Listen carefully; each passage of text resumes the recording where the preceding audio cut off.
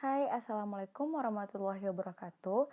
Saya Seski Nadila Arani dari mahasiswa Universitas Negeri Padang, jurusan Manajemen tahun 2016.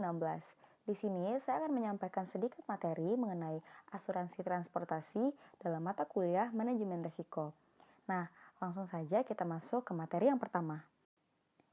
Nah, teman-teman semuanya udah pada tahu belum apa sih asuransi transportasi? Nah, jadi asuransi transportasi atau marine insurance adalah asuransi yang berkenaan dengan barang-barang dalam transit atau barang-barang yang sedang ditangani perusahaan pengangkutan. Biasanya yang diasuransikan bukan hanya barang-barang yang diangkut saja, tetapi masuk juga alat-alat pengangkutannya. Jenis asuransi transportasi ini terbagi lagi ke dalam 3 macam klasifikasi. Nah, apa-apa saja klasifikasi pembagian asuransi transportasi? Yang pertama, Ocean Marine Insurance, di mana Ocean Marine Insurance sendiri merupakan asuransi atas risiko kerugian terhadap sebagian kerugian yang ditimbulkan oleh bahaya di laut atas barang-barang yang diasuransikan. Sementara barang berada di atas kapal, meskipun akhirnya kapalnya bisa sampai di pelabuhan tujuan. Lalu, asuransi atas risiko kerugian terhadap barang-barang yang akan dikirim mulai barang di dermaga, pelabuhan pengiriman, sampai dengan di dermaga pelabuhan tujuan. Dalam asuransi yang berjenis Ocean Marine Insurance ini, objek-objek yang tertanggung yaitu mengenai yang pertama, alat-alat pengangkutan di laut, yaitu kapal, perahu, dan sebagainya, di mana asuransi disebut hull insurance.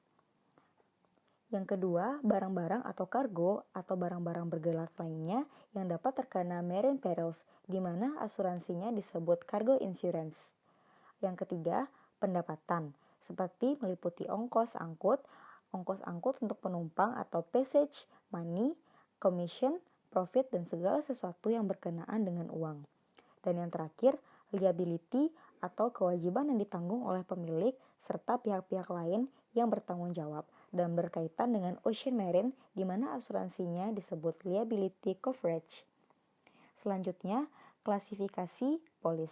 Klasifikasi polis dari objek Ocean Marine Insurance sendiri terbagi lagi menjadi atas beberapa bagian. Yang pertama, hull police, cargo police, liability police, freight police, single vessel, dan fleet police. Dalam penentuan tarif Ocean Marine Insurance dibagi atas menjadi beberapa syarat. Yang pertama dilihat dari ukuran, tipe, dan umur kapal, lalu kondisi pertanggungan, dan yang terakhir manajemen dan serta penggunaan kapal. Jenis asuransi transportasi yang kedua yaitu Inland Marine Insurance, merupakan asuransi pengangkutan darat atau kendaraan pengangkut darat beserta muatannya terhadap berbagai macam bahaya yang dapat menimbulkan kerusakan atau kerugian pada kendaraan pengangkut maupun muatannya. Nah, objek pertanggungan yang terdapat di dalam Inland Marine Insurance ini yaitu terdiri atas asuransi keselamatan penumpang, asuransi barang yang diangkut, serta asuransi atas kendaraan pengangkut. Di dalam jenis asuransi transportasi Inland Marine Insurance sendiri, terdapat risiko yang dikecualikan atau tidak ditanggung dalam perusahaan asuransi transportasi dengan hal-hal sebagai berikut.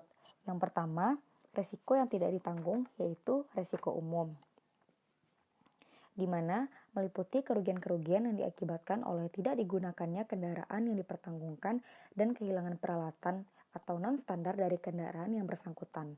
Yang kedua, pengecualian pokok, meliputi kerugian-kerugian yang diakibatkan kendaraan digunakan untuk perlombaan, belajar mengemudi, untuk menarik kendaraan lain, kelebihan muatan, dijalankan dalam kondisi tidak layak jalan, pengemudinya tidak memiliki SIM, atau sedang mabuk, serta melanggar lalu lintas dan masih hal-hal banyak lainnya.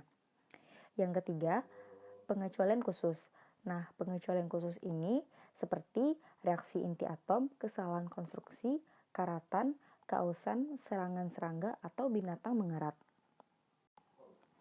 Jenis asuransi transportasi yang ketiga adalah aviation insurance, di mana aviation insurance sendiri merupakan asuransi yang objek pertanggungannya meliputi pesawat udara dan muatannya, dalam tanda kutip penumpang dan barang, terhadap kemungkinan bahaya yang menimpanya, baik yang terjadi di dalam bandar udara maupun dalam penerbangan.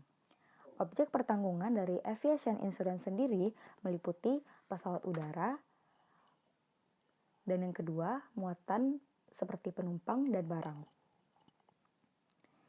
Dalam menghitung besarnya premi asuransi, ada beberapa faktor yang dipertimbangkan dalam aviation insurance. Yang pertama, frekuensi kecelakaan atau klaim pesawat udara yang bersangkutan. Yang kedua, tipe jenis atau umur pesawat udara yang bersangkutan.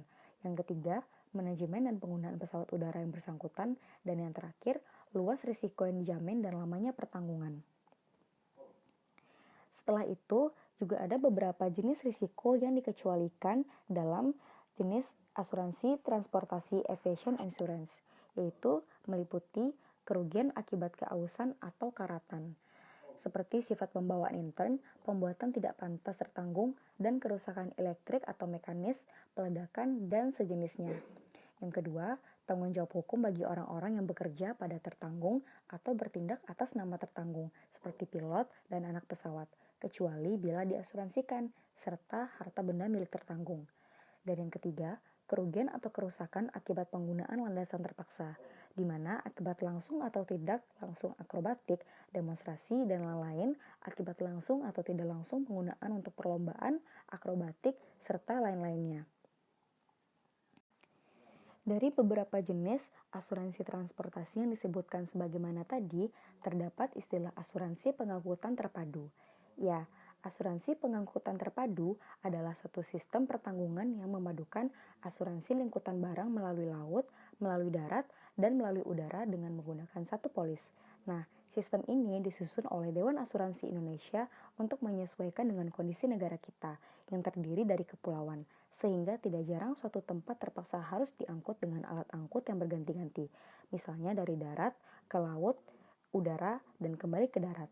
Nah, dengan sistem ini, untuk mengangkut suatu barang ke suatu tempat, tidak perlu lagi dibuat lebih meskipun alat angkutnya lebih dari satu macam. Risiko yang dapat ditanggung dalam asuransi pengangkutan terpadu, yaitu risiko yang dijamin adalah risiko yang menimbulkan kerugian atau kerusakan pada barang yang ditanggung, kecuali disebabkan oleh risiko-risiko yang tidak ditanggung.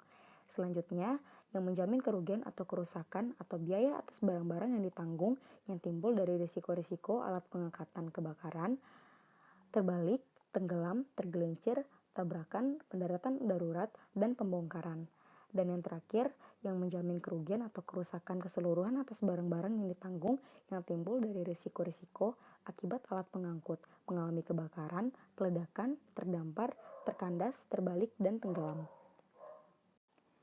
Dalam asuransi pengangkutan terpadu juga terdapat risiko yang tidak dikecualikan atau tidak ditanggung dalam asuransi transportasi ini, seperti kesalahan atau kelalaian tertanggung yang meliputi kerugian akibat tertanggung atau orang-orang yang bekerja pada tertanggung termasuk agen tertanggung tidak melakukan persyaratan asuransi, pembungkusan, penimbunan yang kurang baik dilakukan pegawai tertanggung, serta karena disengaja oleh tertanggung atau karyawannya.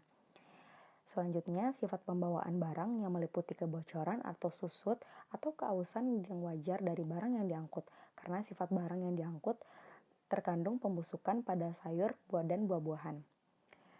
Selanjutnya, keterlambatan pengiriman dan penyerahan barang yang diangkut tidak termasuk keterlambatan karena deviasi atau perubahan arah karena terpaksa, serta keadaan keuangan yang buruk dari pemilik atau pengusaha atau pencarter alat pengangkutan yang mengakibatkan terganggunya jadwal operasi pengangkutan, terkena senjata perang dan perang seperti revolusi, pemberontakan, penyitaan, penangkapan, kena tornado, serta ranjau.